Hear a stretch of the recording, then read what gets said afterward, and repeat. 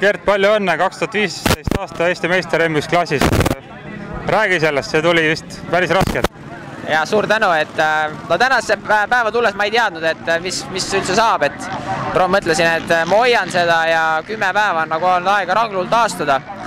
Et no eks ta pole päris kokku kasvanud, plaat toestab teda ja aga õnneks ma sain nagu ilma nagu hirmsate valudega selle sõidetud ja aga noh, sõit oli pinges, aga 4. ja 3. koht, et ma arvan, et ma poleks nagu nii hästi lootnudki täna. Kuidas nüüd edasi, et rahvuste krossini on jäänud ainult paar nädalat, et pead sa veel puhkama või saad juba kergelt treeninguid teha või kuidas? No füüsilisi treeninguid ma eeldan, et saan teha.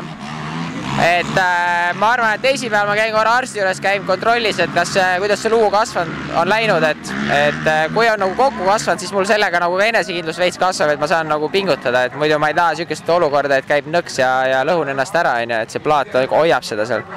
Aga no ma eeldan, et ma olen rahvuste krossiks valmis.